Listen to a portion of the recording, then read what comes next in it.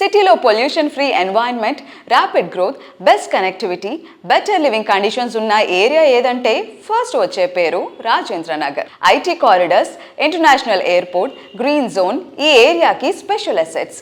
ఈ ఏరియాలో గిర్దరి సంస్థ డెవలప్ చేసిన ultra modern project Prospera county.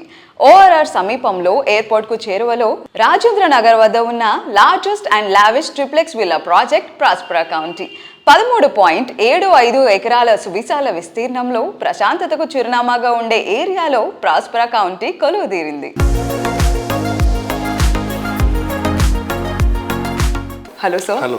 Sir ఇప్పుడు మన ప్రాజెక్ట్ అప్డేట్స్ గురించి మాట్లాడుకుంటే ప్రస్తుతానికి గిరిధరి కన్స్ట్రక్షన్స్ ఏమేమి ప్రాజెక్ట్స్ చేస్తుంది అండ్ ప్రాజెక్ట్ అప్డేట్స్ ఏంటి? మా గిరిధరి కన్స్ట్రక్షన్ కిస్మత్పూర్లో వరల్డ్ క్లాస్ అమ్యూనిటీస్తోని #1 విల్లా గేటెడ్ కమ్యూనిటీ ప్రాజెక్టు చేపట్టినాం. 2021లో మాకు పర్మిషన్స్ వచ్చినాయి. ఆల్మోస్ట్ ఎండింగ్కి వచ్చేసింది. ఈ ఇయర్ డిసెంబర్ హ్యాండ్ ఓవర్ చేస్తూ ఉన్నాం.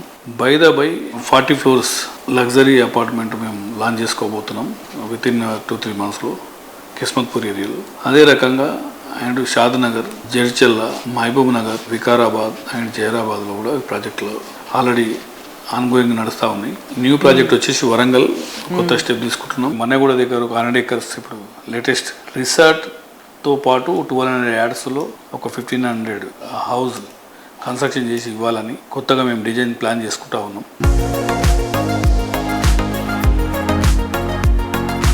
ప్రెజెంట్ ఎలా ఉంది రియల్ ఎస్టేట్ ట్రెండ్స్ అండ్ మీ విజన్ ఏంటి for the Hyderabad real estate?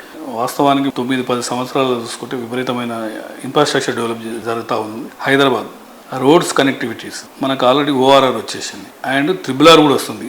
దాంతోపాటు మెట్రో అండ్ రైల్వే ఈ ప్రతి ఒక్క ఇన్ఫ్రాస్ట్రక్చర్ మనకు ఎప్పుడైతే యాక్సెస్ మనకు హైదరాబాద్కు దగ్గర అయిపోతుందో డెఫినెట్గా అది మనం ఎవరు కూడా ఈ డెవలప్మెంట్ అనేది ఆపలేము. డెఫినెట్గా భూమి మీద ఇన్వెస్ట్ చేసుకోవాలి. ఎక్కడున్న ల్యాండ్ మనం ఇన్వెస్ట్ చేసుకొని ఉన్న ల్యాండ్ను కూడా అమ్ముకోకుండా భద్రపరచుకుంటే లాంగ్ టైంలో డెఫినెట్గా మంచి ఫలితాలు. గిరిదారి కన్స్ట్రక్షన్ ముందుగానే 1 tier సిటీతో పాటు 2 tier సిటీస్ డెవలప్ చేయాలని, అర్బన్ ఏరియాతో పాటు రూరల్ ఏరియా కూడా డెవలప్ చేయాలని 33 జిల్లాలల్లో డెఫినెట్గా ఈ కమ్యూనిటీ సిస్టమ్స్ రావాలి.